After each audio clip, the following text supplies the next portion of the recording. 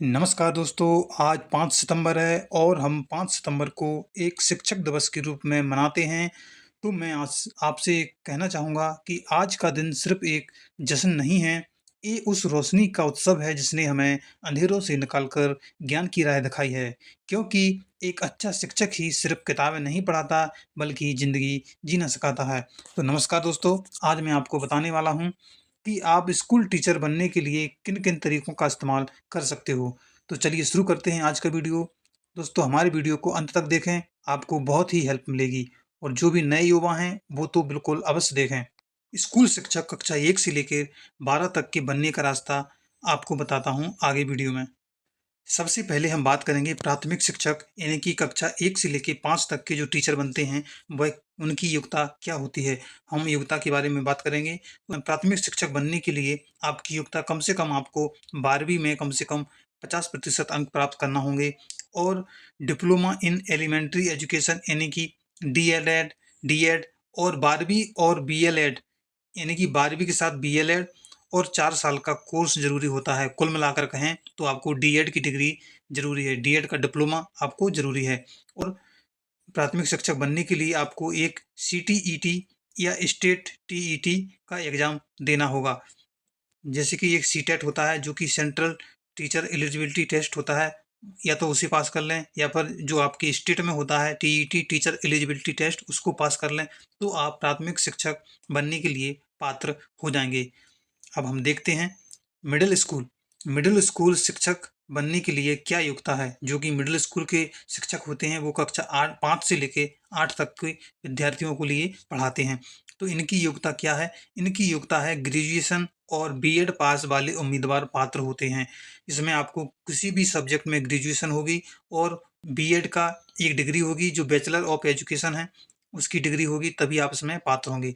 और इसके साथ ही आपको सीटेट या स्टेट टेट की परीक्षा भी पास करनी होगी और उसका जो पेपर 2 होता है, वह आपके लिए आवश्यक होता है। और प्राथमिक शिक्षक के लिए पेपर फर्स्ट आवश्यक होता है और सेकंड के लिए यानी कि मिडिल स्कूल वालों के लिए पेपर 2 आवश्यक होता है। आगे देखते हैं सीनियर सेकेंडरी शिक्षक यानी कि कक्षा 9 से लेके 12 तक इन शिक्षकों के बनने के लिए जो योग्यता है, वह योग्यता है कि संबंधित विषय में मास्टर डिग्री के साथ बीएड की डिग्री होना चाहिए। मतलब कि यदि आप जो सीनियर सेकेंडरी शिक्षक बनते हो, जैसे कि आप बायोलॉजी से बनते हो, तो आपको बायोलॉजी के किसी एक सब्जेक्ट से जिसमें आपने ग्रेजुएशन किया हो, उसी उन्हीं सब्जेक्ट में से किसी एक के साथ आपकी मास्टर डिग्री यानी कि एमएससी होना चाहिए और फिर बीएड की डिग्री होना चाहिए। तो आप सीनियर सेकेंडरी शिक्षक यानी हायर सेकेंडरी शिक्षक के लिए आप पात्र होंगे और इसके लिए परीक्षा वर्ग 1 टेट पास होना ज़रूरी होता है। जैसे कि आप किसी स्टेट में जैसे कि आप किसी पर्टिकुलर राज्य में हो तो उसमें से आपको टेट होगी जो हायर सेकेंडरी स्कूल के लिए योग्य मानी जाती होगी, तो वह होती होगी। अन्यथा आपको सीटेट या फिर हायर सेकेंडरी लेवल की जो टीचर एलिजिबिलिटी टेस्ट होता है उसको आपको पास करना होता है। और इसके लिए भर्ती कहाँ से निकलती है? इसकी भर्ती सीनियर सेकेंडरी शिक्षक की भर्ती केबीएस में निकलती है, एनबीएस यानी नवोदय विद्यालय में, और डीएसएसएसबी ये दिल्ली की है, और राज्य लोक सेवा आयोग के माध्यम से आपको सीनियर सेकेंडरी शिक्षक की वैकेंसी निकलती हैं। चलिए आगे देखते हैं कि सीनियर सेकेंडरी शिक्षक में प्राइवेट स्कूल भी बीएड और अनुभव वाले शिक्षकों को पढ़ाने के लिए प्राथमिकता देते हैं। प्राइवेट स्कूल वाले भी आजकल जिसके पास बीएड है, अनुभव है, उन्हीं को शिक्षक बनाते हैं। इसके आगे चलते हैं इसके आगे देखते हैं कि कॉलेज के टीचर बनने के लिए आपको क्या-क्या योग्यता ज़रूरी है। तो संबंधित विषय में पोस्ट ग्रेजुएट में 55% न्यूनतम अंक लाना ज़रूरी है। दूसरा है कि परीक्षा यानी कि यूजीसी नेट या राज्य स्तरीय सेट एसईटी या फिर सीएसआईआर नेट। दोस्तों यूजीसी जो होता है अंडर ग्रेजुएट काउंसिल के द्वारा एक टेस्ट होता है यूजीसी नेट करके, उसको आपको पास करना होता है जो कि पूरे जीवन में एक बार करना होता है। और राज्य स्तरीय परीक्षा होती है सेट, जो भी आपको पास करना होता है, या फिर सीएसआईआर नेट। दोस्तों ये सीएसआईआर नेट उनके लिए है जो कि विज्ञान समूह से हैं यानी कि मैथ और बायोलॉजी से हैं, और जो मैथ और बायोलॉजी छोड़कर हैं तो उनके लिए यूजीसी यूजीसी नेट क्वालिफाई करना होता है। और जो राज्य स्तर पे होती है परीक्षा, वो भी आपको पास करनी होती है। ऐसा नहीं है कि ये यूजीसी नेट, एसईटी और सीएसआईआर ये तीनों एक साथ करनी है, ऐसा नहीं है। कोई भी एक परीक्षा आपको पास करनी है। सीएसआईआर नेट सिर्फ विज्ञान वालों के लिए है, और सी एसईटी ये राज्य में होती है, और यूजीसी जो कि पूरी ओवरऑल इंडिया में होती है।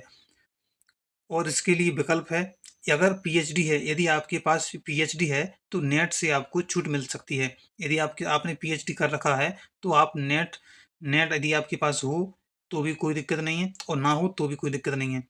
आप कॉलेज में टीचर बनने के लिए आवेदन कर सकते हो, और इसकी भर्ती सरकारी कॉलेजों में राज्य लोक सेवा आयोग से प्राइवेट कॉलेज सीधी भर्ती करते हैं। मतलब कि सरकारी कॉलेज में राज्य लोक सेवा आयोग, जैसे कि मध्य प्रदेश है तो मध्य प्रदेश में मध्य प्रदेश लोक सेवा आयोग एमपीपीएससी के माध्यम से वैकेंसी निकलती हैं, और प्राइवेट कॉलेज में ऐसे ही सीधी भर्ती हो जाती है। इंटर एमपीपीएससी में जैसे कि असिस्टेंट प्रोफेसर की वैकेंसी निकलती है, इस माध्यम से आपको कॉलेज में टीचर की जॉब मिल जाती है। आगे देखते हैं कि आईआईटी और एनआईटी और आईआईएम में शिक्षक बनने के लिए क्या पात्रता होती है।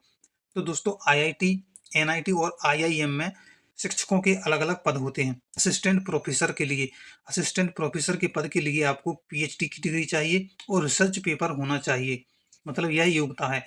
और एसोसिएट प्रोफेसर के लिए आपको पीएचडी के साथ साथ 6 साल का अनुभव जरूरी होना चाहिए। यह एसोसिएट प्रोफेसर के लिए योग्यता है। आगे देखते हैं। और इसके बाद प्रोफेसर प्रोफेसर के लिए पीएचडी के साथ साथ 10 साल का अनुभव जरूरी है। यदि आप आईआईटी, एनआईटी, आईआईएम में प्रोफेसर बनना चाहते हो तो आपको पीएचडी करना होगा और उसके साथ 10 साल का अनुभव आपको करना होगा। आईआईटी, एनआईटी, आईआईएम में अक्सर पोस्ट डॉक्टोरल रिसर्च या विदेशी अनुभव वाले को प्राथमिकता मिलती है। जो कि कैंडिडेट होते हैं, जो कि डॉक्टोरल रिसर्च वाले या फिर विदेशी अनुभव वाले होते हैं, उनको इन संस्थानों में शिक्षक बनने के लिए प्राथमिकता मिलती है। यूनिवर्सिटी में प्रोफेसर बनने के लिए आपको क्या योग्यता होनी चाहिए? इसमें भी बेही पद हैं। नंबर 1 है असिस्टेंट प्रोफेसर। तो असिस्टेंट प्रोफेसर बनने के लिए आपको मास्टर डिग्री और नेट या पीएचडी होना चाहिए। इन दोनों में से कोई एक होना चाहिए। एसोसिएट प्रोफेसर बनने के लिए आपको पीएचडी के साथ साथ 8 साल का अनुभव जरूरी होता है। यह आपकी एसोसिएट प्रोफेसर बनने की योग्यता हो गई। आगे देखते हैं प्रोफेसर की।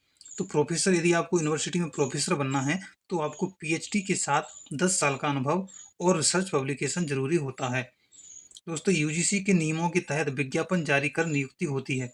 दोस्तों, यूनिवर्सिटी में प्रोफेसर बनने के लिए जो यूजीसी है, अंडर ग्रेजुएट काउंसिल, उनके नियमों के तहत विज्ञापन जारी किया जाता है। उसके बाद आवेदन होते हैं, उसके बाद प्रोफेसर या असिस्टेंट प्रोफेसर इनकी नियुक्ति की जाती है। आगे देखते हैं। अब देखते हैं मेडिकल कॉलेज में शिक्षक बनने के लिए पात्रता। तो मेडिकल कॉलेज में शिक्षक बनने के लिए आपको, उनमें शिक्षक के पद अलग अलग होते हैं। पहला पद होता है ट्यूटर डेमोन्स्ट्रेटर। तो इसके लिए आपको एमबीबीएस वाले इसके लिए पात्र होते हैं। जब कोई व्यक्ति एमबीबीएस पास कर लेता है तो उसके लिए वह ट्यूटर डेमोन्स्ट्रेटर के पद के लिए आवेदन कर सकता है। दूसरा है असिस्टेंट प्रोफेसर।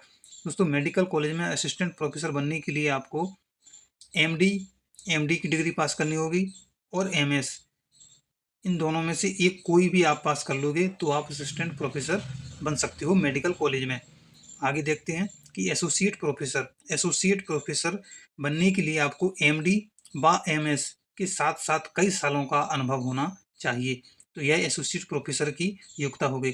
अगला है प्रोफेसर। तो मेडिकल कॉलेज में प्रोफेसर बनने के लिए आपको लंबा अनुभव, रिसर्च और पब्लिकेशन जरूरी होता है। तो ये हो गई मेडिकल कॉलेज में शिक्षक बनने के लिए पात्रता।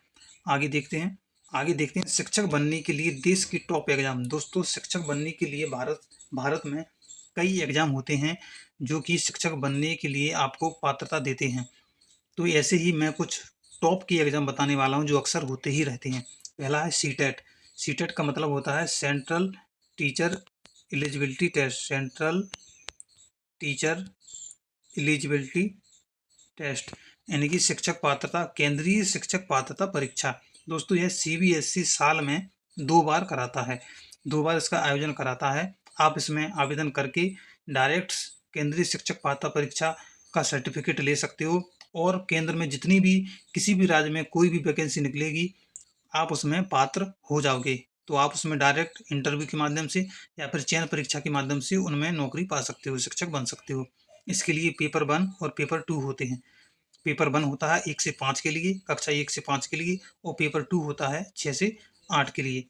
इसमें देखते हैं इसमें क्या क्वालिफिकेशन होनी चाहिए। पीजी और 3 वर्षीय बीएड, एमएड या 12वीं व डीएलएड वाले पात्र होते हैं, जो कि अलग अलग पद के अनुसार होते हैं। आगे देखते हैं जेएनवी। JNV मतलब जवाहर नवोदय विद्यालय समिति। दोस्तों, जवाहर नवोदय विद्यालय समिति की ओर से परीक्षा होती है। इसमें पात्रता होगी यूजी व पीजी के साथ सीटेट पास अनिवार्य है। इसमें आपको यूजी यानी अंडर ग्रेजुएशन करना होगा या फिर पोस्ट ग्रेजुएशन करना होगा। उसके साथ साथ यदि आप सीटेट पास हैं तो आप इसमें आवेदन करने के लिए पात्र होंगे। यूजी यूजी के लिए यूजी के साथ सीटेट हो जाता है और पीजी के साथ भी सीटेट हो जाता है, और यह अलग अलग वैकेंसी पर निर्भर करता है, अलग अलग पद होते हैं उसके लिए निर्भर करता है। आगे देखते हैं केवीएस यानी कि केंद्रीय विद्यालय। केंद्रीय विद्यालय संगठन में शिक्षक भर्ती के लिए यूजी के साथ साथ डीएलएड और सीटेट पास होना आवश्यक होता है। मतलब कि डीएलएड यानी कि डीएड और सीटेट पास होना आवश्यक होता है। किसके लिए? केंद्रीय विद्यालय संगठन में शिक्षक भर्ती के लिए। आगे देखते हैं, शिक्षक बनने के लिए भारत में बहुत से स्कूल हैं जिनके अलग अलग एंट्रेंस एग्जाम होते हैं, जैसे कि एस्टेट यानी कि स्टेट टीचर एलिजिबिलिटी टेस्ट। यह एस्टेट है, यह प्रत्येक राज्य में होता है अपना अपना अलग अलग। दूसरा है DSSB।